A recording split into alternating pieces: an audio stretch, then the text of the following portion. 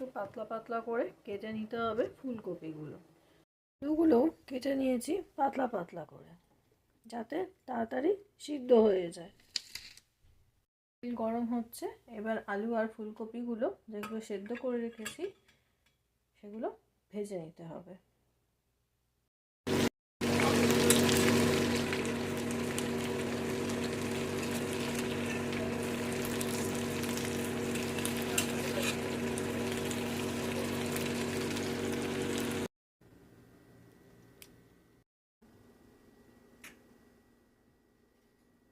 একটু তেল অ্যাড করছি। তেল গরম হলে দিয়ে দিচ্ছি একটু হিং, গোটা জিরে,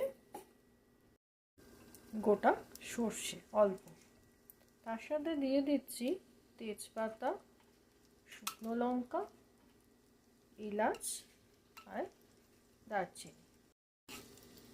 অল্প নাড়াচাড়া করে দিয়ে দেব কাঁচা লঙ্কা কুচি। একটু নাড়াচাড়া করে নেব।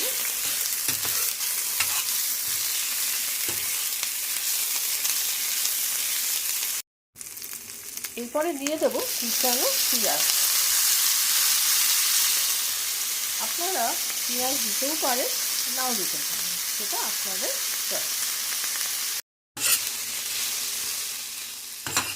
খুব বেশি পেঁয়াজটা ভাজবো না, হালকা নাড়াচাড়া করবো। দেখুন পেঁয়াজটা অনেকটা ভাজা হয়ে গেছে। এবারে দিয়ে দেবো টমেটো পিউরি। আমি 2টো টমেটো পিউরি করেছি।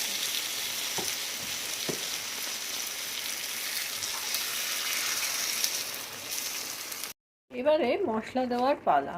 দিয়ে দিচ্ছি নুন স্বাদ মতো, এরপরে দিচ্ছি হলুদ গুঁড়ো,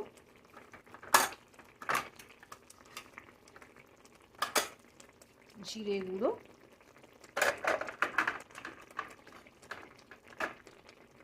ধনে গুঁড়ো